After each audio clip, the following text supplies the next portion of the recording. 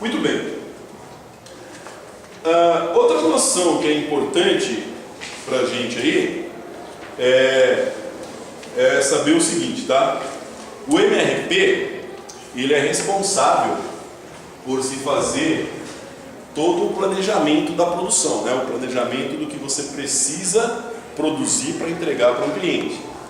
Então, o MRP, ele vai trabalhar com o quê? Ele vai trabalhar com quantidades e com tempos. Essas quantidades e esses tempos, se a gente pegar uma peça montada, um conjunto montado, ele vai ter lá dentro do banco de dados desse conjunto diversas outros bancos, né, que vão estar amarrados, assim vou dizer, entre si, relacionados entre si, de forma que você tem lá todos os tempos que é preciso fazer e são necessários para fazer a peça B, para fazer a peça C, as quantidades da peça C e da peça B que vão construir o subconjunto A. Vai estar descrito lá. Então, vamos imaginar assim, eu tenho um determinado cliente e esse cliente ele é chamado de X. O meu cliente X, ele tem esse item aqui, é um item que ele compra, que é o item 1020. O meu cliente X, ele pede para a nossa fábrica um lote dessa peça A. Quando ele pede um lote dessa peça A, esse pedido inicia diversas ações dentro da minha fábrica. Então existe uma verificação se a peça A ela existe em estoque. Se ela não existe em estoque, o sistema abre um alerta dizendo, ó, não existe em estoque, precisa mandar comprar ou precisa mandar fazer, dependendo da natureza da organização. Digamos que nós estamos falando de uma empresa que produz, então eu vou produzir a peça A. Mas a peça A ela é composta da peça B e da peça C. Então eu tenho estoque da peça B e não tenho estoque da peça C. Preciso fabricar parte da peça B e parte da peça C. Ah, mas a peça C eu uso uma matéria-prima que eu não tenho estoque. Vou ter que fabricar a C, mas não tem matéria-prima. Então ele abre uma ordem de compras para a peça C. A matéria-prima da peça C vem, quando ela está disponível, ela é colocada no chão de fábrica e é começada a produção. Mas tudo isso que eu estou descrevendo é tratado de maneira racional, né? É tratado de uma forma racional, de forma que não tem matéria-prima de C, vai uma ordem de compras, que vai observar o lead time, vocês aprenderam a trabalhar com esses tempos no semestre passado, e aí começam a entrar os tempos dessa peça dentro do cálculo do MRP. O MRP faz um cálculo. Como é que ele faz um cálculo? A partir do quê? Ele faz um cálculo a partir da data, normalmente, né? Data de entrega do cliente. Então ele analisa a data de entrega. Quando que é a entrega? A entrega é em tal semana. Normalmente um planejamento, aqui no Brasil, o planejamento de produção, segue uma visão americana ao planejamento. Então o planejamento americano é feito por semanas. Quando começa um ano, ele inicia o ano lá, semana 1, semana 2, semana 3, até chegar na semana 52 ou semana 50, dependendo de como se divide o ano aí. Ele tem no total 52 semanas, pode-se trabalhar 50 semanas para se dar aí 350, 360 dias aí, que é um ano comercial. Mas o planejamento essencialmente é feito por semanas. Então quando o MRP ele solta uma listagem, boa parte dos desenvolvimentos de programas de MRP são americanos aí, apesar de estar no Brasil, se copiou isso de fora. E se solta uma lista semanal, pelo menos aí, no mínimo, não é uma lista semanal. Pode se soltar diária, pode soltar mensal, mas normalmente semanal. Então todas as peças que serão produzidas naquela semana. Bom, então o MRP ele enxerga a data de entrega e faz um cálculo para trás. Normalmente ele vai informar para o homem do PCP, o homem do planejamento de produção, em que data deve-se começar a produção. E então ele se baseia no lead time de cada peça para descrever quando, para te sugerir quando você deve começar a produção. Tudo bem? Tranquilo? Então é isso que o MRP vai fazer. Bom, aí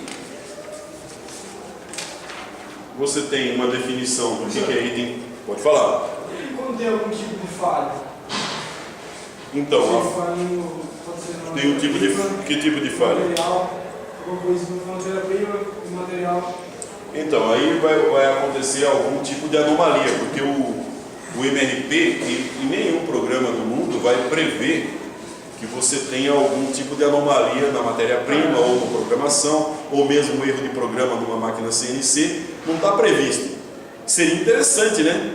Já pensou se tivesse um programa que tivesse uma lógica tal? Porque o ser humano... Eu falo em relação ao tempo, assim, eles tinham um tempo de acabar.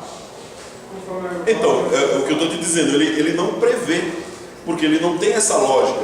A lógica é que não há problema na matéria-prima, a lógica é que não há erro no programa de computador que está fazendo a peça, por exemplo. Estou colocando essa peça, faz de conta que ela vai ser feita numa máquina CNC. Máquina CNC tem um programa que vai nela e ela faz tudo automaticamente. Não é previsível que o programador errou o programa. Pressupõe-se para o MRP, pressupõe-se que o programa está correto.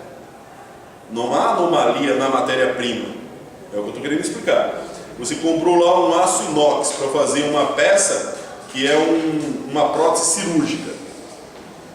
Você nunca, jamais vai ter um programa ou vai ter uma lógica dizendo assim: essa matéria-prima está com falha. Senão o programa viraria uma verdadeira mãe de Ná, né, meu? Ó, o programa ia supor, né, através de uma lógica, de que a matéria-prima está com problema, está com falha. Ou que daria algum problema, né? Não existe esse princípio, não é possível isso. A gente brincou há um tempo atrás com vocês dizendo o seguinte: só o homem, só o ser humano, ele tem imaginação. Nenhum programa de computador ele imagina. Pelo menos até agora não imagina como o homem imagina. Existe uma lógica chamada lógica fuzzy dentro da área da engenharia que tenta copiar a lógica do cérebro do ser humano. A lógica que nós usamos é chamada de lógica nebulosa. E a lógica fuzzy chega um pouco perto da lógica nebulosa. Existem outras lógicas, existem redes neurais, existe inteligência artificial, existe agora aí diversos outros tipos, como redes de Petri, que estão se fazendo diversos algoritmos genéticos. Tem vários tipos de lógicas sendo experimentadas no mercado. Existe, por exemplo, muito usada agora a lógica de inteligência artificial, chama IA, né, no inglês. Mas não chega ao padrão do que o homem consegue fazer. O homem consegue imaginar, extrapolar, criar às vezes, porque ele viu determinada coisa, ele consegue extrapolar e criar novos universos, novas coisas. Por isso que eu falei outro dia que a imaginação é uma coisa perigosa. A criatividade, ela surge da imaginação. Você imagina e cria. Isso é bom, mas o homem também tem capacidade de imaginar as mais terríveis coisas. Ficar elucubrando lá, ficar pensando em coisas negativas, entendeu? Bom, isso é só um comentário. Talvez depois eu corte isso do nosso vídeo. Não, pode deixar. Não.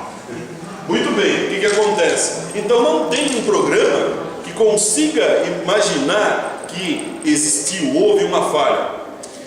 Aí você pode voltar, você é um jovem inteligente, e dizer assim: mas pode ser jogado uma porcentagem dizendo que o meu sistema produtivo tem uma capacidade de 98%, 99%, 99,99%. Ficou menos de 0,01% fora do nosso...